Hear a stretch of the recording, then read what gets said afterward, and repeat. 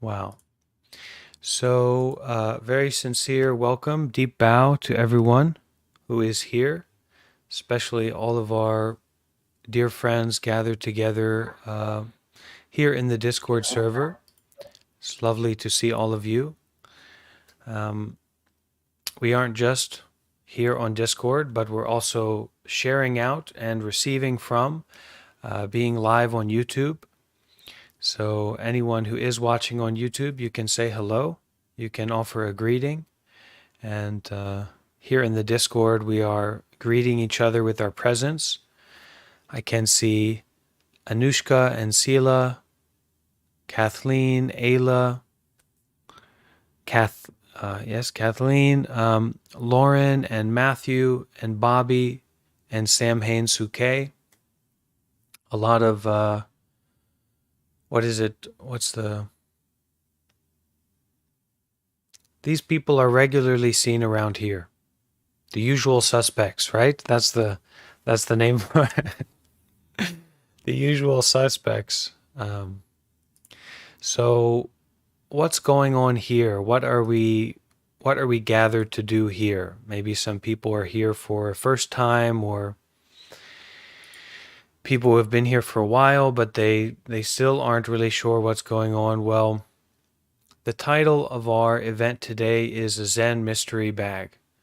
So me as the monk, as the facilitator, I reach into my bag of Zen and I pull something out. I find something that I feel will be relevant, will be practical and supportive for our community to practice and learn together.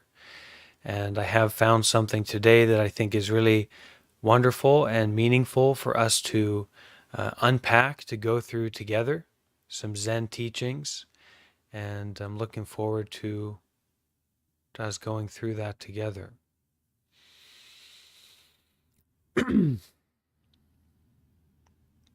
Before we before we get into that, would anyone who's here in the Discord like to ask a question or bring something up? It's nice to, one way or another, there's going to be some debris that gets thrown into our gears here. It's not going to go the way we want it to go. So it's nice to invite debris and shanks and metal objects and branches to fall into the mechanisms of whatever it is we're doing here before we start. Because one way or another, in this path, in looking into Zen and getting into meditation, whatever it is, there's going to be all kinds of barriers and difficulties and confusions. So um, if we can invite them, we can relate to them in a much more healthy way. So will anyone like to share something or ask something before we do begin?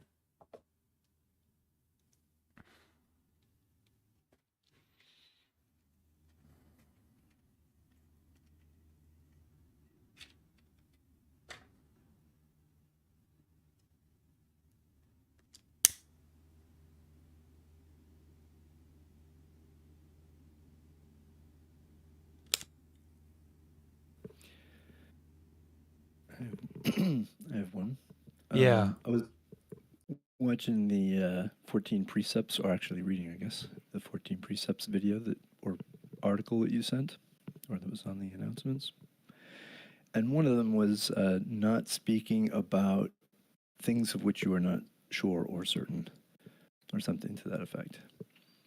And it occurred to me that it was like, you have to be forever mute. There's like of things that I am certain, especially sort of in the confusing world of so many different things flying around, narratives, news, and whatnot. And that seems at odd with some of the other precepts, about trying to help others who are suffering and all that.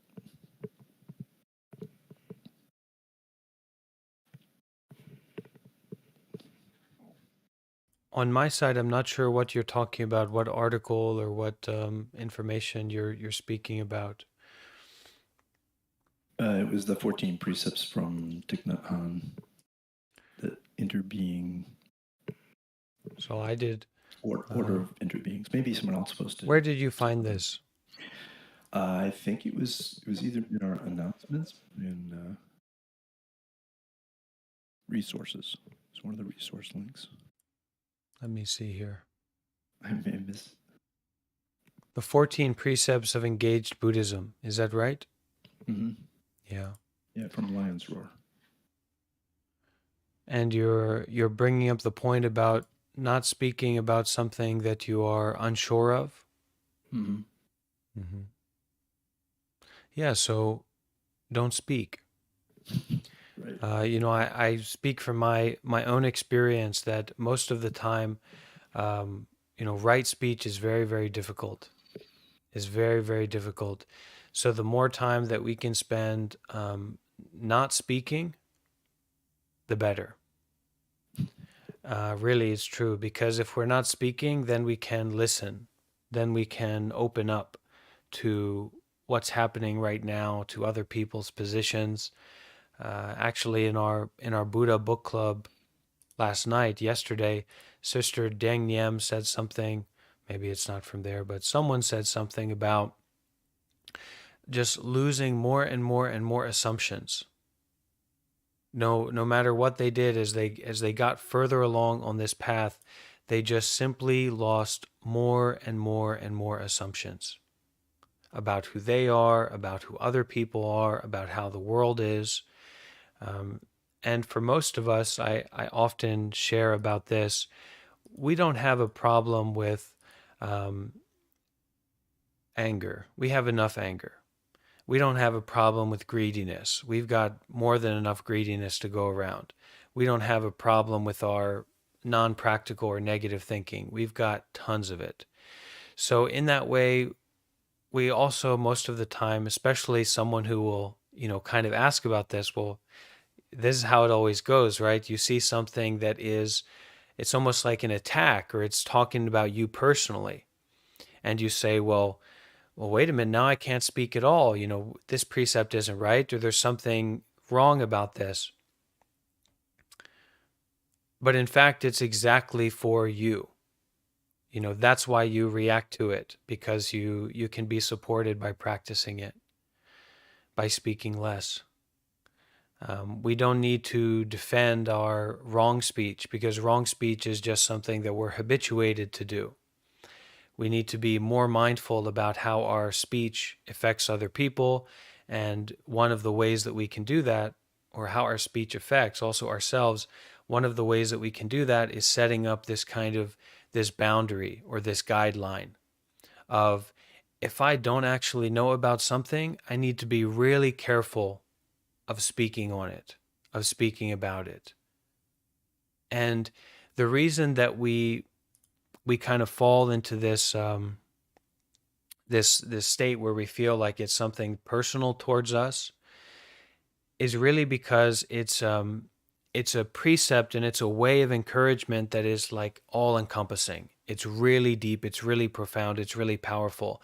And it's not pointing to us becoming like a little bit more happy or a little bit more peaceful. That's what it does if we follow it, but it's talking about waking up. It's talking about going beyond doubt. It's talking about becoming enlightened. So none of us here basically are enlightened in that way, that training is pushing us towards and encouraging us towards. So the more that we can, kind of take a step back and consider about our actions and their effects, the better. So this is to follow the precept, this is to be mindful. It's mindfulness trainings, right? So this is a training to help us be mindful. We don't need to worry about not being mindful because we're very skillful at that. We've all got an A+ in that. Um, but here it offers us this consideration to really be deeply mindful and considerate with our speech.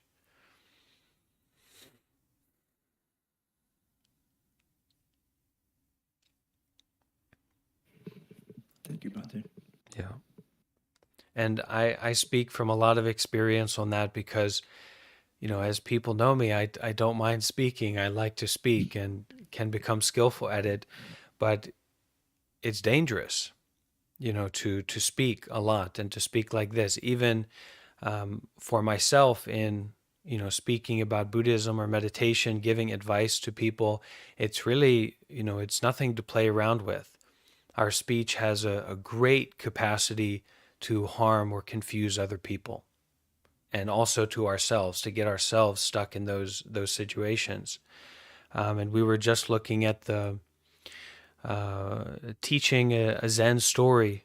Maybe it was yesterday morning or something, but we were looking at this Zen story about this Zen master Hakuin, who, this really enlightened, one of the best Zen masters around, and this monk was also, quite good, had a deep experience, and came to Hakuin to kind of check his understanding. And Hakuin spoke out too strongly. This Zen master spoke out too strongly to this monk. This is like a Zen monk, so that Zen monk knows about dealing with difficulty, and he wanted to kind of be confronted, but Zen master Hakuin spoke so strongly that this monk went mad. And Hakuin said at the end that, I'm very skillful, but I've made two mistakes, and one was how I spoke to this monk. How I was wrong speech is an example of wrong speech. So we really do need to be very, very careful about our speech.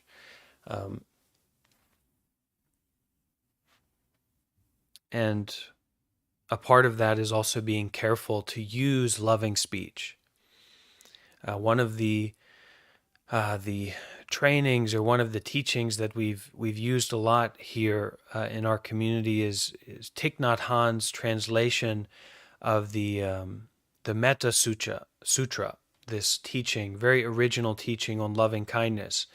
And it says in it that one who wants to kind of walk the path, one who wants to end suffering, escape from birth and death, this cycle of suffering and attachment, one of the main factors, the practices that they need to be able to do, is capable of using loving speech. Capable of using loving speech. So it's not just the quietude, but it's also to be capable to know about using loving speech. And when you use that kind of speech, you can be sure that you're following the precept, you're following the training.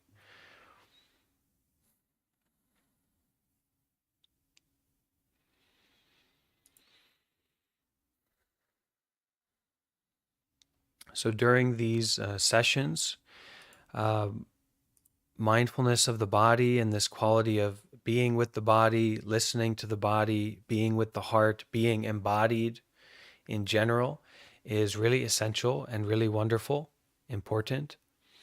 I like to say, breathe as deeply as you need to, right? To be anchored, to be here, to be attending to your body. And that's what's most important. Use these conditions and use this environment and the people who are here to support you in breathing as deeply as you need to. Listening to the body, the breath, the heart. Does anyone else have a question or something to share? Something to offer out before we get into the mystery bag today?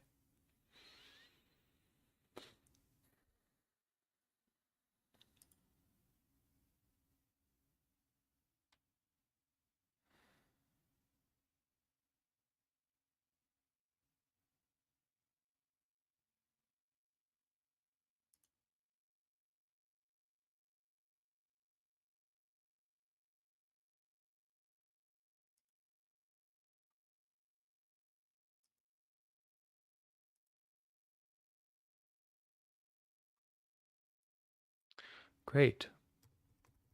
So let's take a moment, make sure that your body is comfortable and in a lovely, comfortable, and stable position.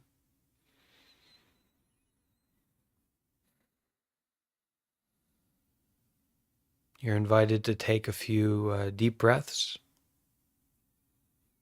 Doesn't need to be exaggerated, but really sincere, deep breath.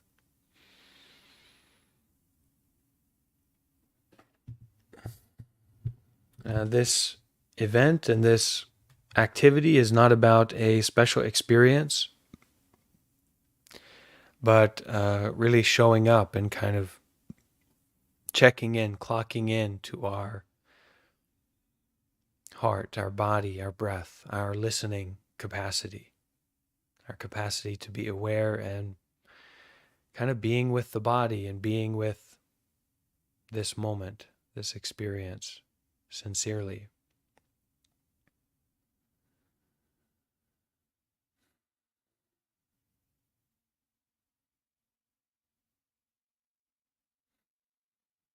Just taking a few moments to breathe and be aware, be here in this present moment.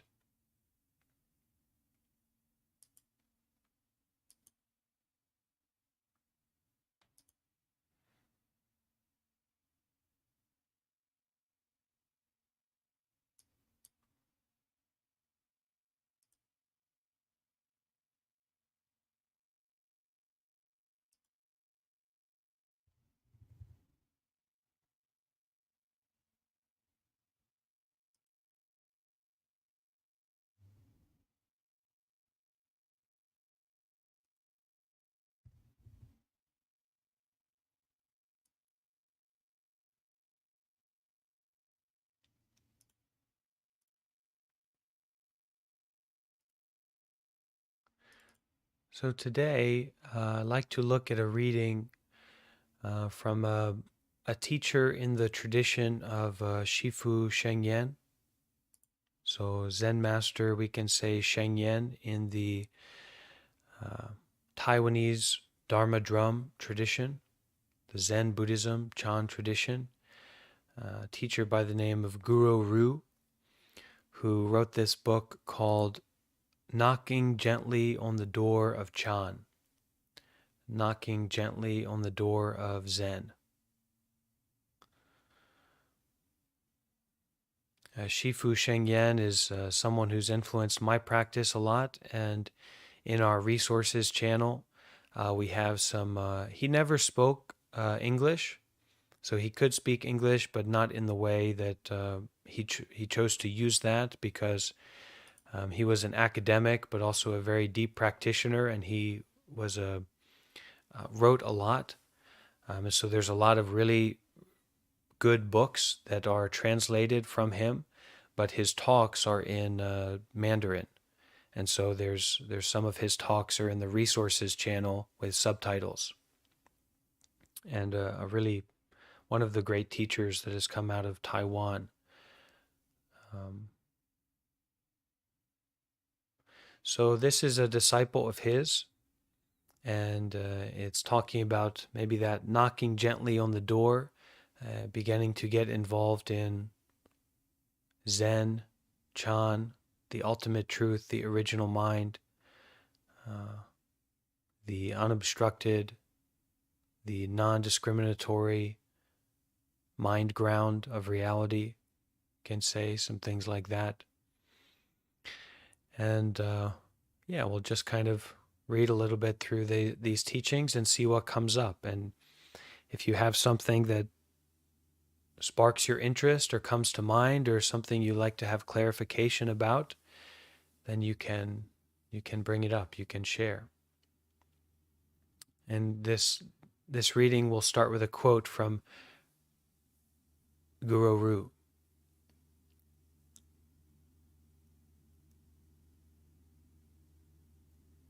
What are you seeking? Where are you heading? What is your true mind? What is your true life? Everything is already perfect. Every moment is complete. When you are no longer seeking, it's right there in front of you.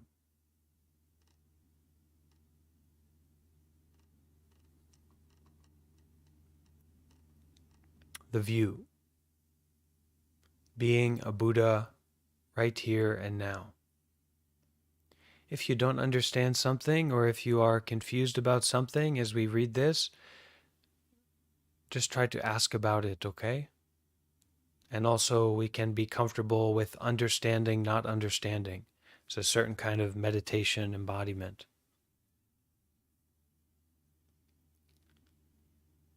The view, being a Buddha right here and now.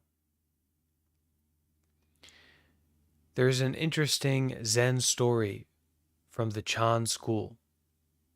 Chan is the original word for Zen.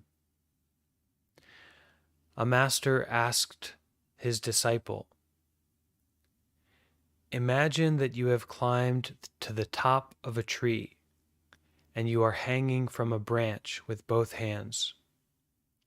But then I tell you to let go of the branch with your left hand.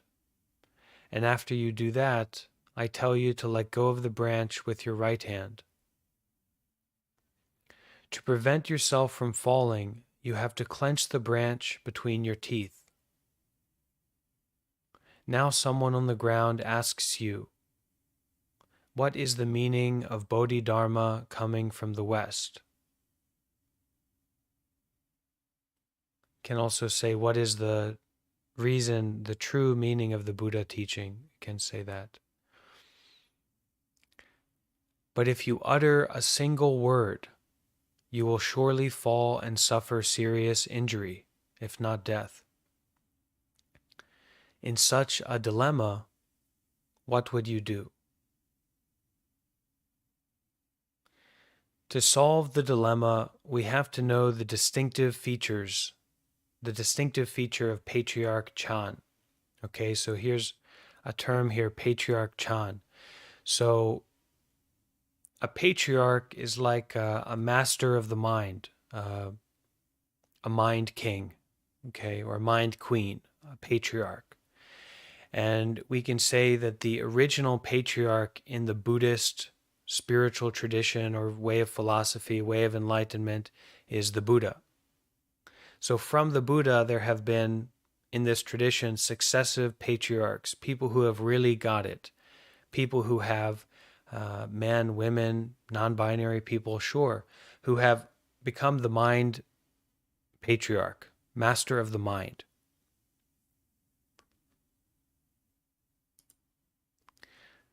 So Patriarch Chan, Patriarch Zen is referring to this. What makes it different from other approaches is the emphasis on establishing right view. Okay, so this right view is a part of the Buddhist path. Namely, to see clearly that you yourself are a Buddha, right here and now.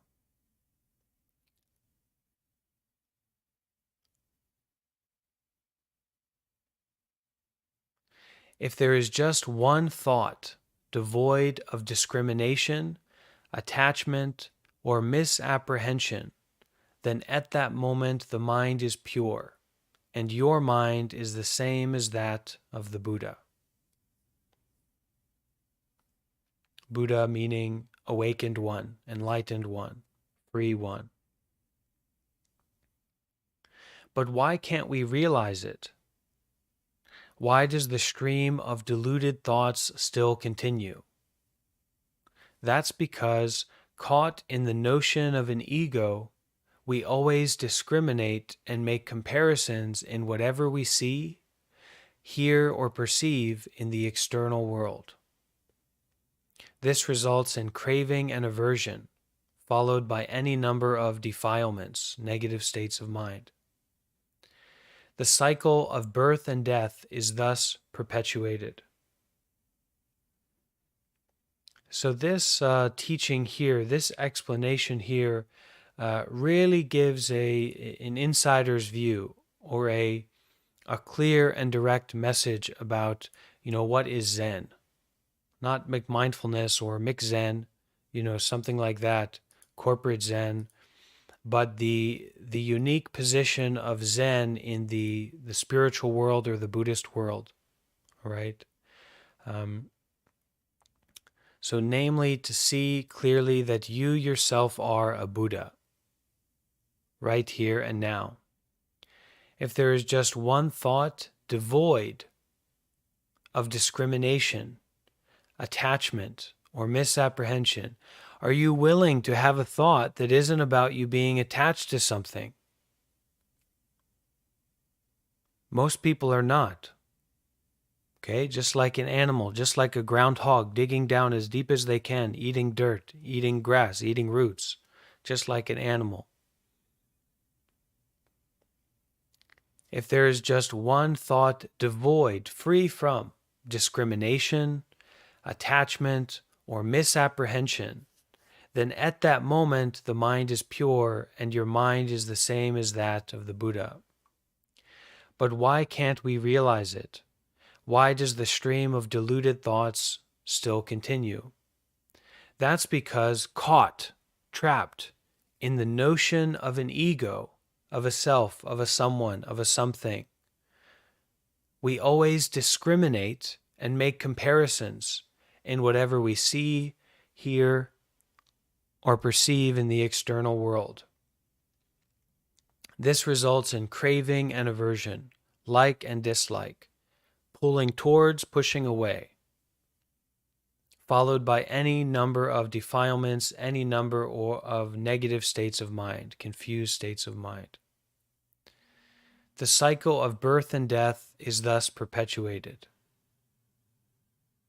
So in Buddhism, we have a unique kind of conception. We have a unique kind of consideration about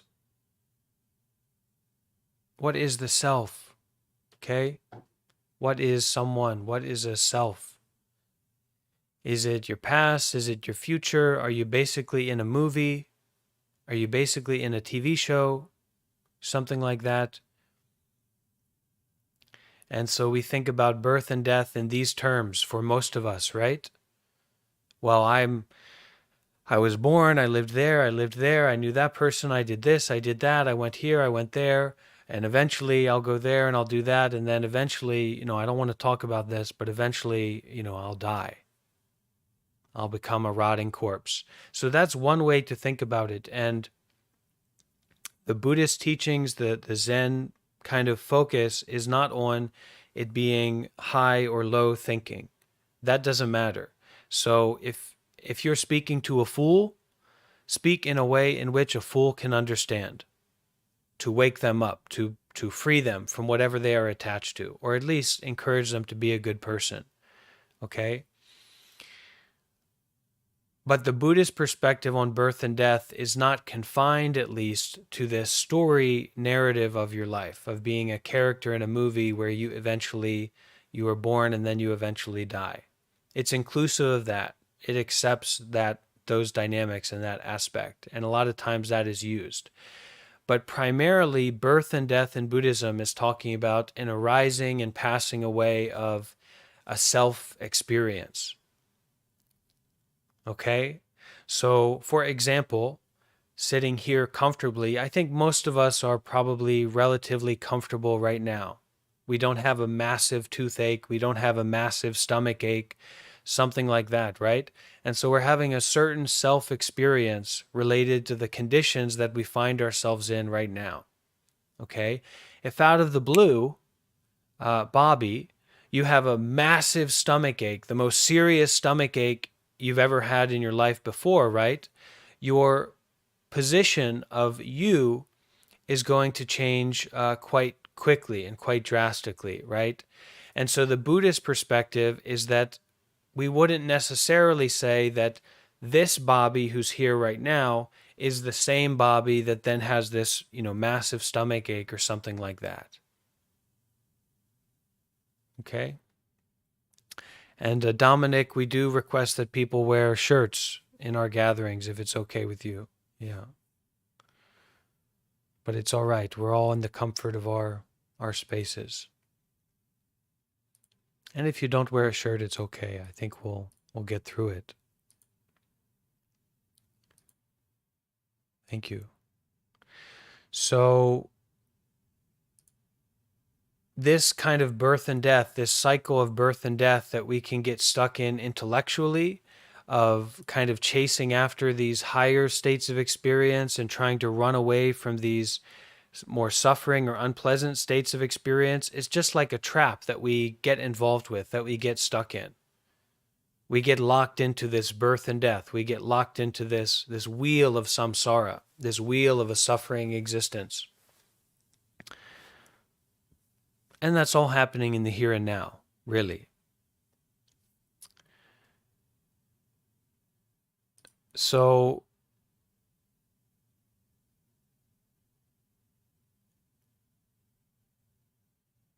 caught in the notion of an ego, caught in the notion of a self, of a someone, of a something, we always discriminate and make comparisons in whatever we see, hear, or perceive in the external world. This results in craving or aversion, followed by any number of defilements. And I'm sure many people have found, I find, that when you crave something, you want things to be quiet. When you're craving that, things not being quiet is and we can't control it, very quickly brings us to a point of defilement, anger, confusion, stress, right? So it's that craving that sets up a really problematic quality of mind. Okay, these defilements come up, all from this notion of an ego, a someone, a something. The cycle of birth and death, the cycle of being stuck in the reactivity to the arising and passing away of phenomena, is thus perpetuated, continued.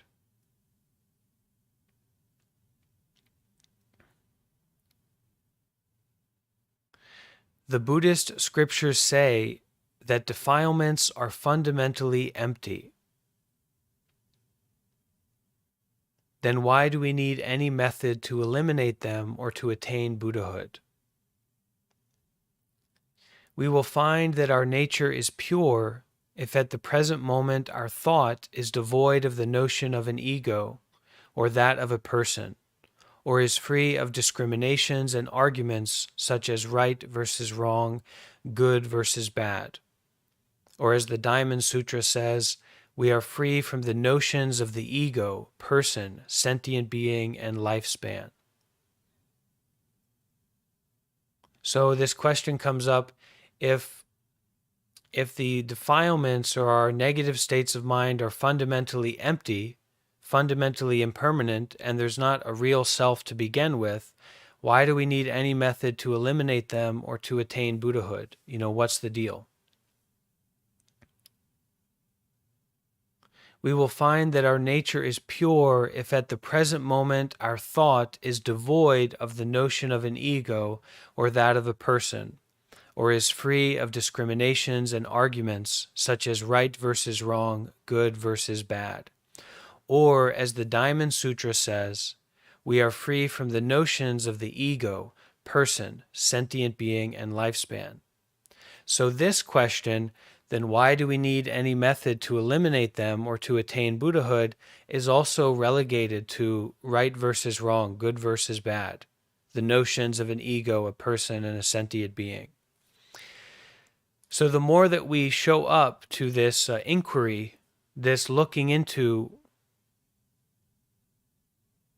what's happening right now, then our understanding can become more refined, more subtle, more based here in the present moment, right? More based, something that kids like to say. More established here in reality, in the truth, rather than our vague conceptual notions of social dynamics, of cultural relationships, of like and dislike, higher and lower, all that jazz, right? All these notions of an ego, a person, a lifespan, particular period of time that we have, which are all, solid and changing. So if we rely on these notions of a someone, of a self, of an ego, of a person, of a particular period of time, of a lifespan, then we are polluting this essence of mind, or we're not seeing it. Through this pollution, we're not seeing the essence of our mind here in the present moment.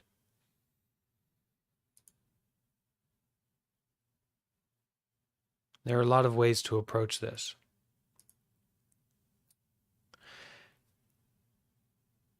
The constant sense of self-existence is the notion of an ego. Okay, so this constant sense, we have a sense right now of a self-existence, and we can perpetuate that. We can build on that, right? We can get involved in certain things more and more, and then that sense of a self-existence, that ego, the notion of an ego becomes even stronger. But it's the sense of a self-existence that's not really very rigid or very reliable or very, it's fluid, it's always changing. That that's this notion of an ego, just a sense of a self-existence, which is easily cut through, which is easily crashes down, right? You live there, now you don't. You have legs that work, now you don't. That's how it happens. Okay? Old age, sickness, and death. You're 30 years old in the prime of your life, now you're not. Just like that. So it's this sense of a self-existence that leads to the notion of an ego. But, what is this thing anyway? The sight of the landscape and surroundings in the external world is the notion of a person. The sight of the landscape and surroundings in the external world is the notion of a person. The consequent arising and passing away of all thoughts, like young and old, beautiful and ugly, or good and bad, is the notion of a being. Due to the firm grasp of these thoughts, the arising of discrimination and attachment at the sight of any form is the notion of a lifespan. So due to the firm grasp of these thoughts, good and bad, right and wrong, young and old, beautiful and ugly, due to the firm grasp on these thoughts that they don't just arise and pass away, but we try to hang on or perpetuate them, right and wrong, good and bad, beautiful, ugly, the arising of discrimination, picking and choosing, and attachment at the sight of any form, this is the notion of a lifespan. Okay? I liked it, I'm getting attached to it, now I see something that relates to it, I'm getting involved with it. This is like a notion of a lifespan. Yeah. What is meant by form there? Form, yeah, I would say, so the question, what is meant by form here? I would say that it can be a mental form, a form that comes into a mind of a self-identity or an appearance of someone, or a quality of mind, like a form of that comes in, a certain kind of, like this is a cup, so this would also be a form. There's coffee inside it. But there can also be a mental formation of a like and dislike with someone or something or a scenario or a situation that kind of comes up. There's this formation of a scenario, a feeling, an idea, that comes up. So something like a conception? Something like a conception. Yeah, I think that would be okay to call it that. So the arising of discrimination and attachment at the sight of any form is the notion of a lifespan. The stronger the discrimination and attachment, the more thoughts arise and pass away. So the kind of core of a skillful meditation practice, all right, the core of the core of a really skillful meditation practice is non-reactivity towards thinking, awareness without discrimination or judgment about thinking. But if you try to just start off at the beginning trying to do that, well, you can't, because you've been spending your whole life in reactivity, infatuated by what tastes sweet and infatuated by not liking what doesn't taste sweet, right? So that's why we use a meditation method to collect the mind, to gather the mind, to focus the mind, such as the breath. We anchor the mind on the breath. And also, especially for Western people, we develop a loving kindness, a loving friendliness. We use thoughts in a loving way that helps us to release our self-criticism, our self-antagonism. Uh, Modern people, for whatever reason, can be quite sadistic and masochistic. We do things that hurt ourselves, and just because it's kind of a addiction to stimulation. We have an addiction to stimulation, and we think that that addiction is just about pleasurable things, but it's that quality of mind of discriminating and getting attached that is actually what we are cultivating and developing and empowering. So that's going to equally apply to the good and the bad. So we find a way to show up in life that isn't about attachment, but more about letting go, being aware and letting go. That's why generosity is such a fundamental Buddhist principle. Because if you can give your money to someone, you can give up your thought, your idea, your attachment to a possession, your attachment to another form. If you can, and it goes to like meeting a homeless person on the street or something, we say, oh, maybe the idea of generosity comes up. I think it's natural for us to be generous, but then we say, well, no, I need this, I need that, what about this, what about that? Are they going to use it right? That's not the point. The power, of course, you should be skillful in being generous. That's normal. But the power of generosity, especially as it pertains to Buddhism, is okay, I have something that I value. I have something that I hang on to. And for practical purposes, we can call it money for most people here, for everyone here, I'm sure. But what we value even more deeply is our time, our body, our mind. But for a lot of us, all of that is kind of wrapped up in money. So a big Buddhist practice, especially in the modern day and in Buddhist countries, is to give up your money. Because it's a very simple, practical way that you are disentangling that constant self-fixation, that constant self-involvement. So this is one of the main practices that people in Buddhist countries do. And they do that either through, actually donating money or donating food or things like that. But money is a big tangling point for a lot of us. So it has a lot of power to give it up, to be generous with it.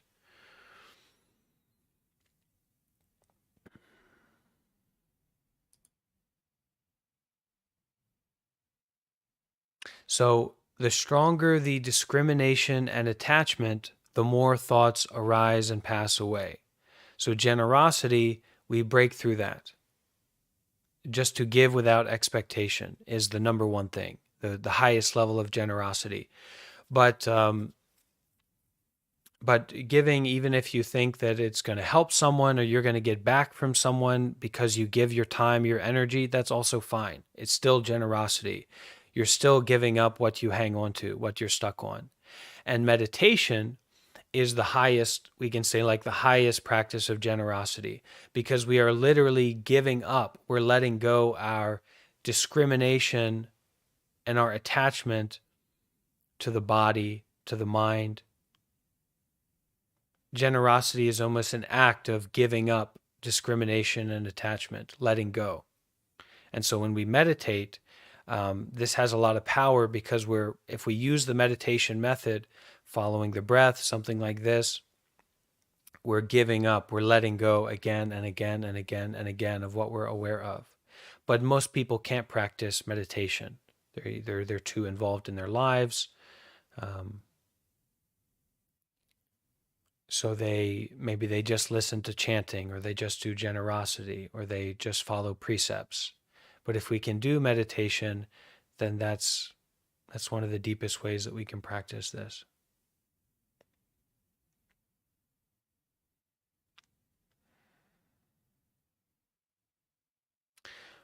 caught up in discrimination and attachment, we find our mind full of scattered, deluded thoughts. Caught up in discrimination and attachment, we find our mind full of scattered, deluded thoughts. But if we can let go of all discrimination and attachment in one single thought, these notions suddenly disappear. So this is this is an aspect of meditation that maybe I feel isn't emphasized enough.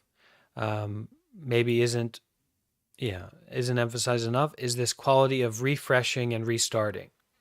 So that the power of meditation, the biggest power of meditation, is not that you sit for this period of time, you focus on your meditation method, and you feel good afterwards.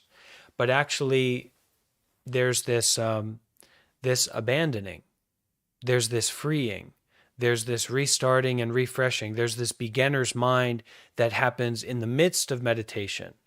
And for that, you don't need to practice for 20 minutes, 30 minutes, an hour. You just need to wake up now. We have one question from the YouTube, from Aaliyah, our dear community member Aaliyah. Aaliyah says, do you have any tips for eliminating judgment in the moment? It's difficult for me to not come to conclusions with family members. All right, so this is a great question. I've been dealing with this recently as well. I think I find I need to understand that what Thich Nhat Hanh said, our Buddha book club last night, Sister Diang Nyam said that her teacher, Thich Nhat Hanh said, 99% of our perceptions are false. What kind of world, what kind of situation are we in if that actually would be the case? And, Thich Nhat Hanh, he's the gold standard for a lot of things in the world. Just an amazing, profoundly amazing, the kind of person, a lot of Thich Nhat Hanh's books should be worked with a little bit and then put in all schools, should be a part of a curriculum for children. No Buddhism, nothing of that, but that's to the degree of depth that this teacher, like wisdom, compassion, expressed, that like there's no debate. It would be wonderful to have that as a curriculum in schools. He said 99% of our perceptions are false, untrue. So when it comes to interacting with family members and community members and other people, where there's this great space of, I don't really understand this. We try to be psychologists to each other. And I don't necessarily understand how modern society gets like this, where we all basically believe in psychology, certain kind of psychology, but we try to be psychologists. We try to work through their mind, things like that. What we need to offer is just our presence and our sincerity and our gentleness. That's it. That's what we need to offer to people. And when we find that people, maybe we spend time with them, if we have a deepened quality of mind where we are a little bit more intimate with this present moment and this lived experience that's happening right now, if people spend time with us, they're kind of going to be brought into deeper waters some way, somehow. They're naturally going to feel maybe more comfortable to open up to different parts of themselves or to share, or they feel a sense of intimacy and vulnerability because that's what we feel in our lives, right? We feel a little bit open. So in that case, people will express strongly their, what we can call their psychology, right? But we don't understand that, and they also don't really understand that. So, and that also isn't who they are. It's just perceptions that come up. Just like our thoughts, we couldn't say are who we are. I can think just about anything, right? I mean, we can do just about anything. So that's not who we are. That's not our true selves, as Thich Nhat Hanh would say. There's this wonderful song that it's one of my favorite songs called "Call Me by My True Names," and I'll share with everyone that song. Not to get too, we're not going to play it right now, but because it's a strong song. But "Call Me by My True Names," Thich Nhat Hanh. I love to listen to this song. I love to sing along to it, and what that means of "Call Me." Oh, it's such a good song. So you can listen to it after our session. Um, "Call Me by My True Names" is that there's an inclusivity of this present moment that cannot be defined by my thought about myself or my thoughts about other people, period. Never can, never will be. So seeing their suffering, seeing their unskillfulness, and seeing what they're going through, my approach is just, you try to get involved, you try to share sincerely, but also recognize that really I don't understand this person's psychology. I barely understand my psychology, who I am, and what is my intention in this moment. And for me, my intention is often to be an obelisk of sincerity and well wishing. And that's enough for me. And their expression of difficulty or confusion is something that invites my compassion, not my criticism. That's how I try to approach it. But it's very tough to do like that, right? And we love to criticize because we wish that we could control our own mind in that way. We can't even influence our own mind in that way, and now we're trying to influence other people's minds. We'll say, "Don't do that, don't do that. Don't think like that. That's You're a lunatic," you know. But it's even in the midst of all that, it's really our intentionality that's at the heart of it. But we have to show up to that intentionality. We have to show up to that sincerity more and more. That's what affects the other people, because our words and our thoughts and phrases, all right, Steve, yeah, see you later, do have power, but they have power related to the quality of our mind and the quality of our intention and the force that we put behind it. So, my advice for coming to conclusions with family members is don't. And try to, whatever friction or whatever energy is there between the two of you, try to bring that in and find your deeper intention in the relationship that you have with them. I think that's what's most important. And that's what's going to have the most meaningful effect.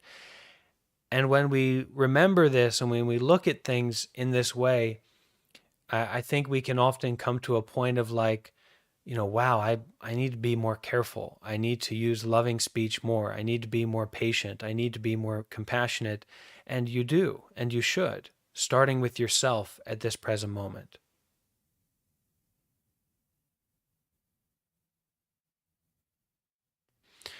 Aaliyah says, as a mother, it's so difficult with adult children. Yeah, I can imagine. I've been spending a lot of time recently with my nephew, and I just want to jam my head into his brain and squeeze it in the right way to where he will adjust his positions and his ways of living. But I can't even do that with myself, right? It's easy to be the teacher. It's difficult to be the student. So how can I be the student in this situation now rather than trying to be the teacher or try to force? Um, yeah. I think our presence, our sincerity, our intention is what we should try to offer most of all. And then they, when the time comes, they can hopefully find that. We have to see what the result will be. So let's read a little bit more, and we'll see if anyone else has any questions or wants to share something.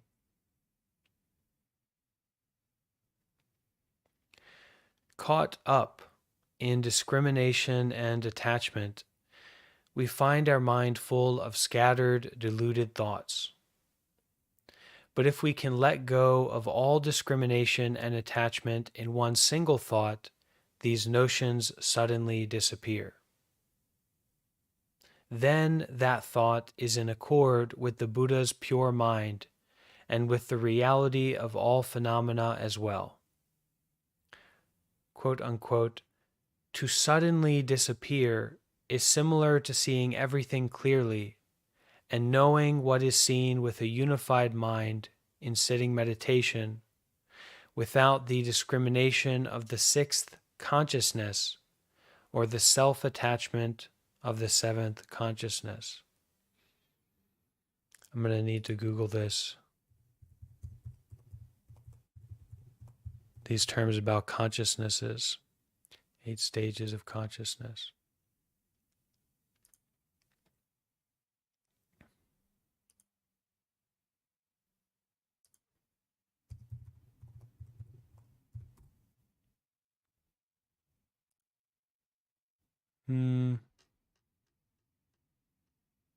Okay, this looks all right. So let's go back and then we'll add something extra. So, caught up in discrimination and attachment, we find our mind full of scattered and deluded thoughts, unstable thinking, non practical thinking, judgmental thinking. But if we can let go of all discrimination and attachment in one single thought, this can also mean kind of one single moment. But we put a lot of our moments are oftentimes defined by a thought. So it can be said here, one single thought. But if we can let go of all discrimination and attachment in one single thought, these notions suddenly disappear. You know, if we can learn to practice like this, we don't need to get so caught up in our judgments of other people or the difficult ways that we have a conflict or something, because in one single thought, all of these notions can disappear. The whole world can open up. We don't need to be trapped in this, well, you're a bad person, I'm a good person. You wake up and you start anew. With one single thought, you can do that. Then that thought is in accord with the Buddha's pure mind, or with an enlightened pure mind, a free pure mind, and with the reality of all phenomena as well. So that thought of non-discrimination and attachment is not only in accord with a pure mind and an enlightened mind, but it's also in accord with the reality of all phenomena. Okay, where are you going to find discrimination and attachment in this cup? Is it there? Is there discrimination and attachment in your loved one's foot or in their hair? So we align ourselves with the reality of all phenomena as well. When we can, in one single thought,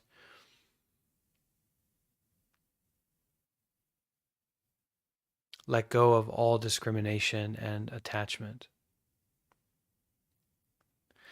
To suddenly disappear is similar to seeing everything clearly and knowing what is seen with a unified mind in meditation.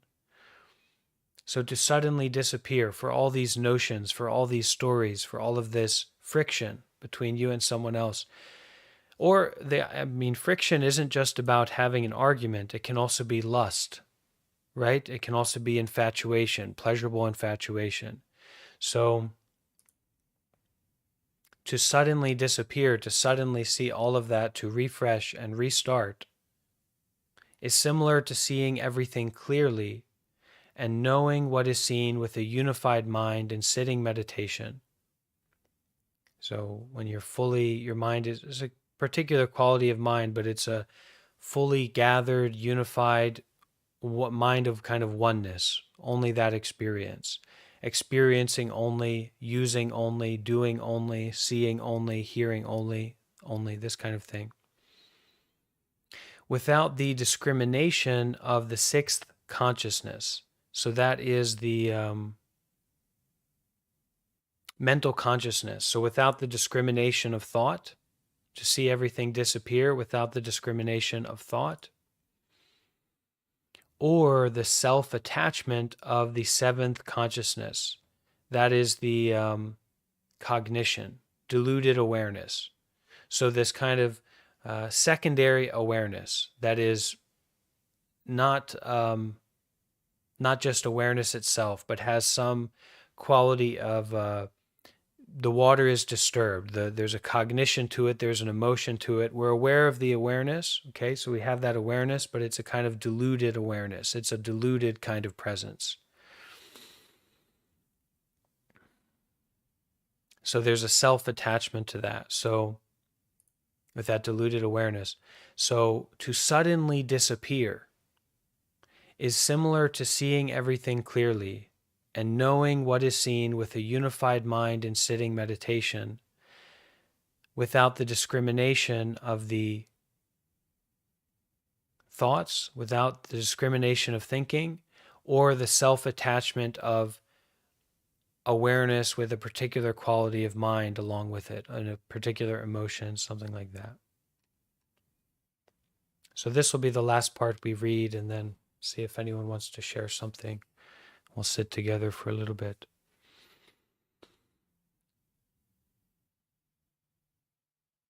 Don't regard yourself as a deluded, ordinary person, and think there are still defilements to cut off with diligent practice before you can become a Buddha. That is the deluded view of ordinary sentient beings. This view that there are defilements to be cut off with diligent practice is also part of the Mahayana Zen Buddhist teachings, which begins with the establishment of philosophical concepts by first explaining these defilements and then pointing to their empty nature. The practice of Patriarch Chan, however, is the direct realization of the mind. As long as one can let go, a thought of awakening makes one a Buddha, and there is nothing to practice.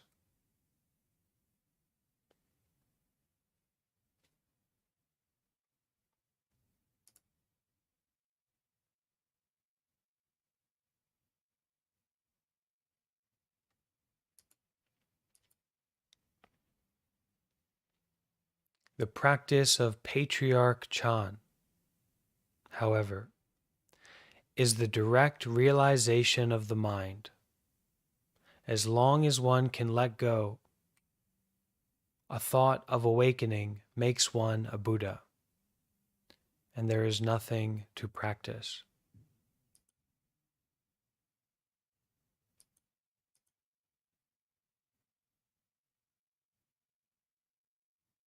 Okay, anyone have a question or something they would like to share?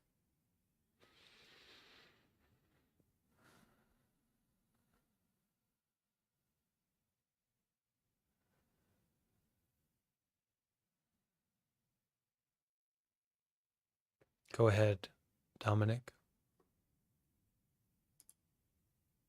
This may be sort of out there, but I've just joined this group, and I would really appreciate what your perspective might be on the studies of the pineal gland, etc.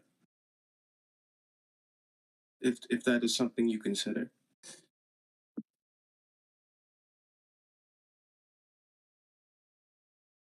I think we should try to be vegetarian, and eating the pineal gland is antithetical to vegetarianism. All right, so don't chase after the pineal gland. Don't chase after people's brains. Don't chase after your own brain. Let go. Drop discrimination. As long as one can let go, a thought of awakening, that is, a thought of non discriminatory awareness, non discriminatory, just sitting, just breathing, just being aware, makes one a Buddha. and there is nothing to practice.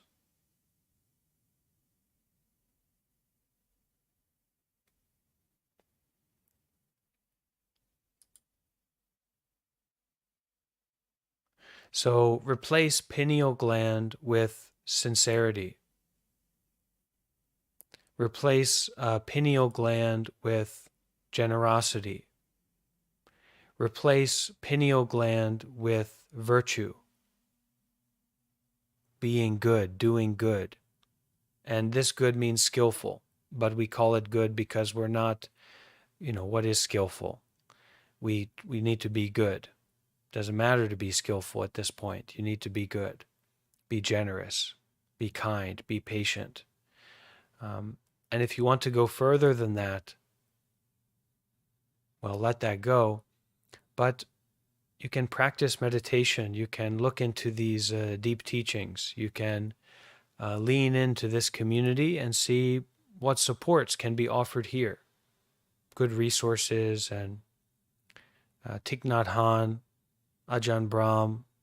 This book here is really lovely. We'll keep going through this book tomorrow and the next day probably, and just keep showing up, keep getting involved, and that's better than any pineal gland that could be put on your plate.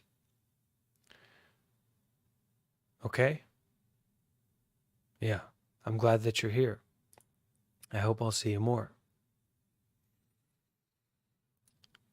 All right, so Blase says, is fear, a couple questions over on YouTube.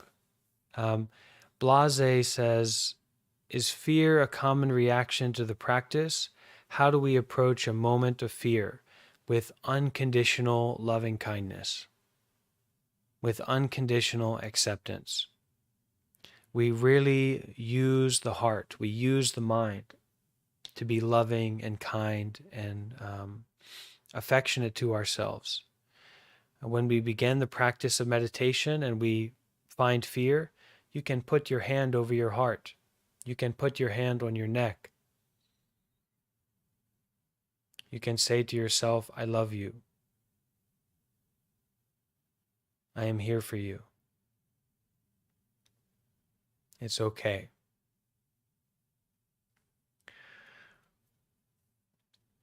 Don't be too afraid of fear, and understand that there are a community of people who are working through these kinds of situations, and there are people who have gone through great fear and have come out on the other side, and that there's a lot of supports that are available if you're willing to get involved to that degree. So our Buddha book club that we're working through on Mondays, Wednesdays, and Fridays at 8 p.m. New York City time is really talking about some very practical methodologies for dealing with trauma and fear from the perspective of a Vietnamese American Buddhist nun who is a wonderful teacher, and we've been working through that book together. So you'll definitely find some good resources if you go back and look at our previous session on that. Okay, Blase, thank you for being here. It's okay to feel fear, and it's normal. Just be patient and don't make meditation into a fight. Make it into a practice of loving kindness and generosity and patience. Interesting side note. Yeah. I got my car back yesterday. And for as much anxiety and fear as that caused me to lose quite the commodity of my household transportation, there was only a couple dents, a couple scratches, some raccoons slept in it. That's it. Not much taken, but not much lost either. Just really happy to be here, and that's all. Thank you. So Kit is a longtime member of our community. They've invested a lot of time and sincerity here. From my understanding, Kit, you had your car taken away from you, and then you felt upset and confused, and then you turned inward and you used your meditation techniques, and you found that it was okay. And I believe you practiced sitting with that anxiety and that kind of feeling. And now looking back on it, what do you say? It's interesting that the sensation of walking out of a gas station and seeing your car missing, at first there's like a panic. And like I ran across the street and there was a police officer there. And I went home and I was like, what am I going to do? I don't have any car. I don't have any way to get to my job. I'm already down on money. And like there was a ton and absolute amount of fear. I sat down for 15 minutes, actually here. And I just kind of cleared my head for a little bit. And I was like, okay. I was like, I have insurance. I have these things that can help me. I have these people that can help me.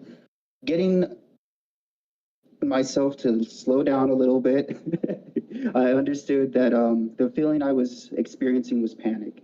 And eventually, after a bit of time, the panic starts to slow down. And sometimes even you end up finding out that you were panicking over not much at all. That's all. That was my experience over the past 4 days of it. Okay. Thank you so much, Kit. That's wonderful. Yeah.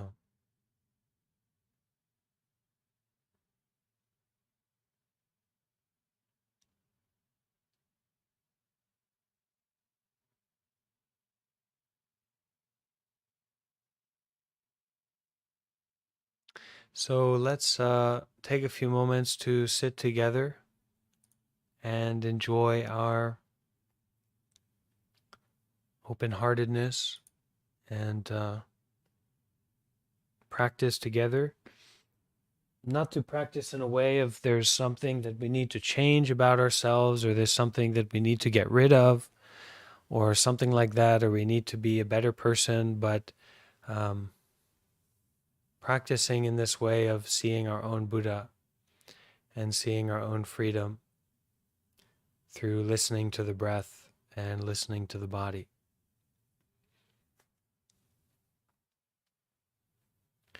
So you can, everyone, take a moment to find your meditation position, sit in a comfortable and stable way. Really make sure that you are comfortable.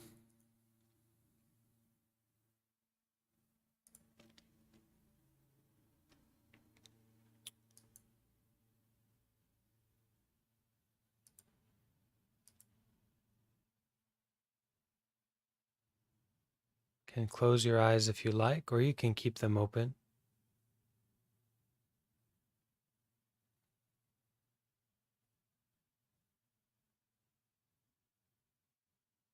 We've been listening to the outside.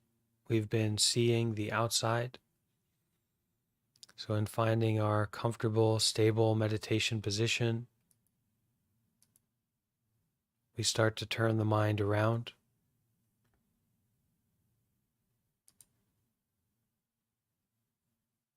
Start to listen to the breath.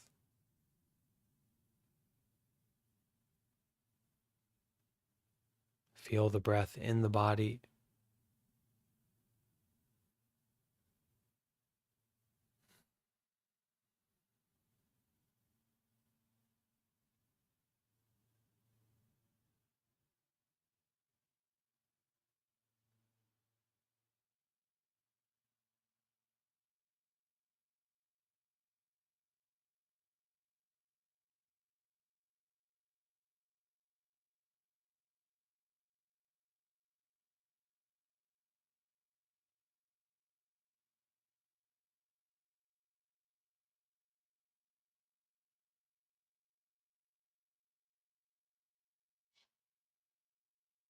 And just facing and being with the body and this present moment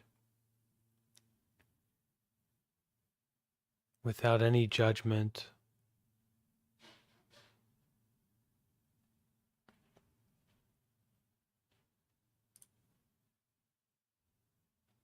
We can even practice to use loving speech towards ourselves. We can say, don't worry.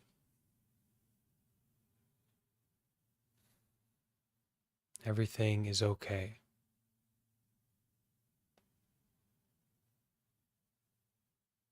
I am here for you, we say to ourselves.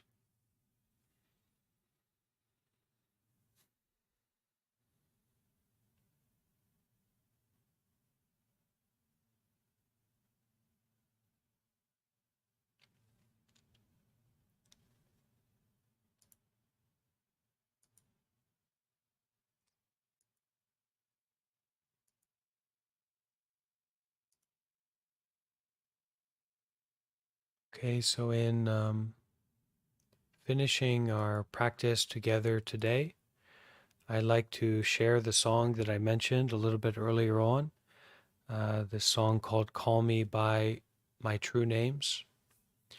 And this is a song from the Plum Village tradition. And we can sit in a meditative way, the open heart, and listen to this song together. All right?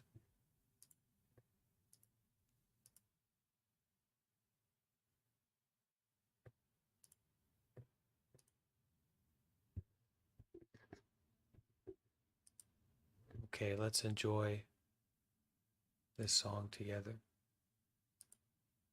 My joy's like spring so warm,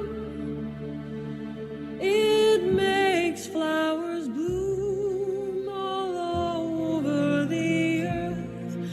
My pain's like a river of tears, so vast it fills the four oceans.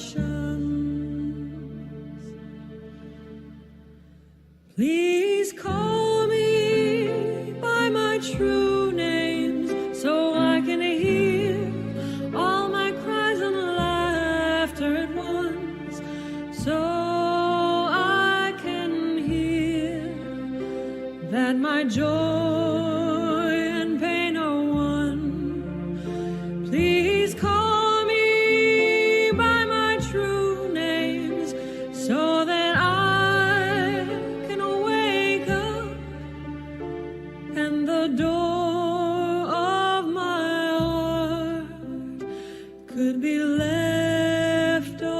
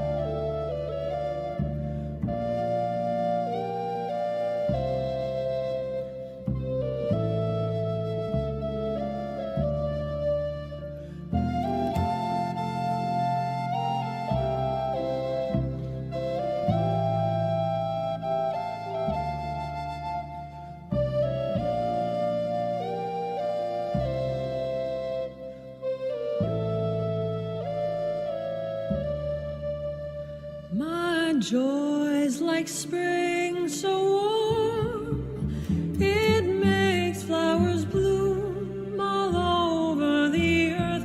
My pain's like a river of tears, so vast it fills the four oceans. Please call me by my true names so I can hear all my cries and laughter at once, so I can hear that my joy and pain are one. Please call me by my true names so that I can wake up and the door of my heart could be left open.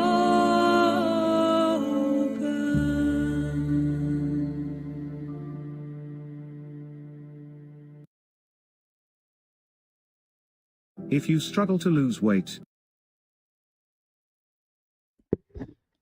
That's an ad on YouTube.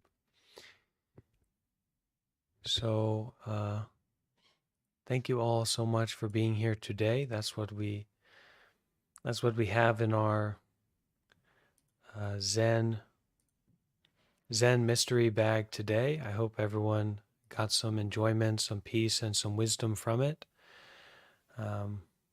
We can all bring our hands together, and we like to finish with 3 sadhus. This word sadhu means excellent, wonderful, well done. So we can join our hands together and finish with this chant of sadhu. Sadhu.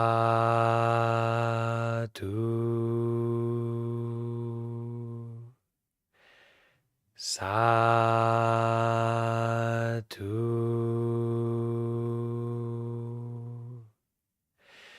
Sadhu.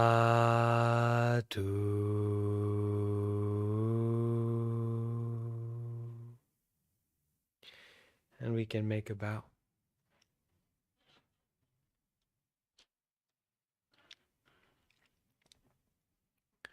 All right. Thank you all for being here. We will have some meetings later on today, so you're welcome to join tonight. We'll actually have 2 meetings tonight, at one at 6 p.m., which will just be live on YouTube, and then the other at 8 p.m., which will be here on Discord as well. Okay? Thank you, everyone. Have a good day. Please remember, never be in such a rush that you leave your car running with the engine on and the door unlocked. Have a good day. Thank you all.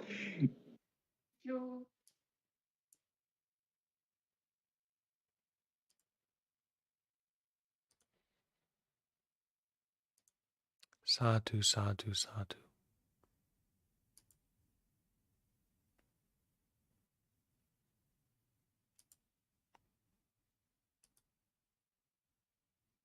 YouTubers, you are welcome to leave a like before you go, okay?